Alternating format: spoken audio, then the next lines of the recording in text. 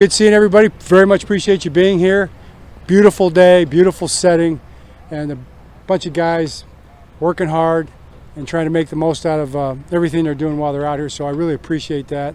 It's been fun. We've enjoyed it, and we'll be getting ready soon to move on to minicamp, which will be great. What questions you have? John, Bo Brady. Let's get injury questions out of the way. Yeah, we had minor things like Bo had a minor ankle. I think Uzi had a minor ankle, stuff like that. Nothing serious. Yeah, he's fine. As far as I know. John, how pleased are you with just where the team, you just talked about it, mandatory minicamp next week, just about through 3 weeks of OTAs.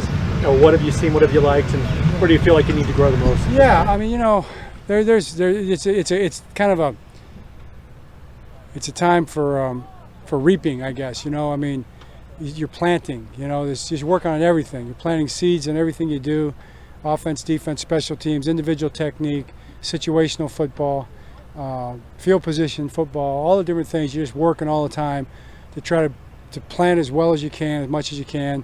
Try to do some weeding, get the mistakes out as much as you can, and really prepare for training camp. That's really what you're doing right now. So I feel really great about it. I mean, I think the guys have been intentionality has been a real big message in this off season. We're trying to be intentional about everything we do, understand what we do it for a reason, and then understand what the reason is. And I think they've really taken it. I believe they've really taken it to heart.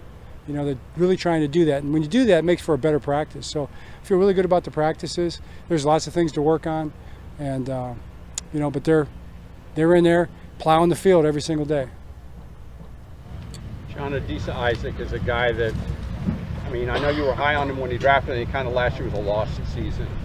What do you see from him so far now, and what do you kind of see him for the season? Yeah, he looks good. He's been in the weight room. He lost weight, got kind of trimmed up, and did a lot of movement stuff. And then he came back. He started putting it back on the muscle mass a little bit. So he's about probably where you want him now, and moving really well. Really doing a good job in practice. He looks good to me. So it'll be time after this minicamp to see him in pads and all that and see how he does. But I expect him to play really well. I mean, he's talented, and he looks good at this point. We talked about it last week. It seems like he's really embracing that kickoff returns. Yeah. He really is. What do you think, Cal? Just obviously the speed, but when you have a guy that embraces that type of role, what does that kind of mean to you? Well, I mean, I would expect it, to be honest with you. I mean, if I'm a running back or I'm a skilled player, I want the ball. And now they moved that touchback back to the 35, up to the 35, right? Yeah. So I'm pretty sure that people are going to give the guys a chance to return it. So I'm sure he's aware of that, and he wants the ball in his hands. So if we have a guy out here that doesn't want the ball in his hands, it's a receiver, a tight end, a running back, or a quarterback. Then what are we doing? So, but he'll be good at it too. One thing we did learn last year, running backs with the new setup have really kind of thrived. For whatever reason. Right. So, we got some guys we think can do it. Keaton being one of them. Now, what have you seen from TJ Tampa in OTAs? What are your expectations or hopes for him going into the season after not playing as much as he probably would have liked last year? Yeah, well, he's been healthy. That wasn't the case last year. He came in with the groin type situation that he get surgery on. So that's been a big plus. So the reps are really good for him. I've seen a lot of flashes. I mean, flashing some real good plays. Keep chasing the consistency with the technique. I think TJ's a young player in the sense that I don't even think sometimes he understands how good he is, how talented, how big he is. So I want him to play big, play like a big corner and embrace that as far as his technique. And he's been working on doing that, and you see it really coming around. He's one of the guys who went to Chuck Pagano when he first got here, just seeking advice. How valuable is it? Simple question, but how valuable is it to have a guy like Chuck for a guy in his position? Oh, well, yeah, of course. I mean, Chuck's a great coach and does a great job with these guys. Experienced, but Chuck, even when he was a young coach, he was a great coach. I know, because I was young then too, and he's always been a talented superstar secondary coach, defensive back coach, defensive coach. He was a great head coach. So, yeah, it's very valuable. John, kind of piggybacking off the Tampa question, you got a lot of young corners in that room. There's two high-profile guys available. Do you like where you're at as far as your cornerback depth that's in the building, or is that something you guys are kind of looking outside the building for? Well, I really look at it as an or. I look at it as an and.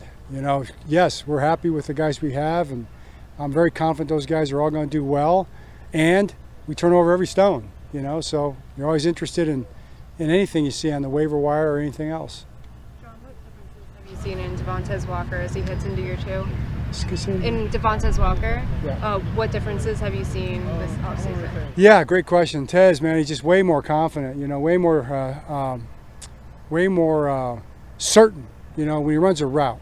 You know, he's off the ball, he's in his break, he's out of his break, he's upfield, he goes and gets the ball. Assignment-wise, you know, comes out of the huddle much more aware. Just a year in. So, you know, want to translate that now to the games and the competition, but I expect him to do really well. He looks good. John, Malaki starts getting a lot of reps with the first team. What have you seen over the past few weeks in practice?